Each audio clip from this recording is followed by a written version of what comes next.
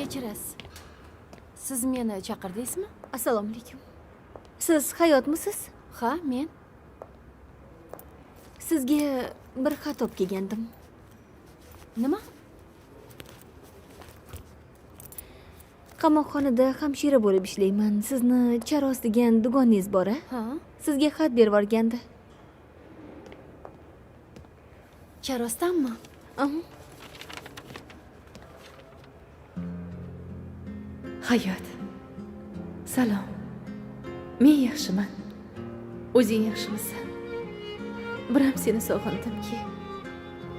Bu xatim orqali xuddi seni bag'ringga o'zimni otib, seni quchoqlab, hamma dardlarimni aytgandek bo'ldim. Bu hayotimda hech kim qolmadi deb o'ylagandim. Adashgan ekanman. Meni hayotimda garchi qondosh bo'lmasa ham, qondoshdan ham yaqinroq singlim bor. Yaxshiyamki bor ekansan. Hattoki ammalarim, amakilarim ham kelishmadi. Yusuf akamni esa yonlariga bora olmayapman. Bilaman, sabr qilsam, hali Yusuf aka ham yaxshi bo'lib ketadilar. Hamma narsani eslaydilar. Lekin bu sinovlarga qachongacha bardoshim yetadi bilmayman. Juda ham qiynalib ketdi. Faqatgina farzandimdan kuch olyapman.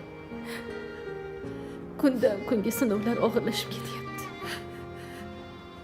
Qayerda bo'lsang ham sog' bo'lgin. Seni yaxshi ko'raman, Hayot.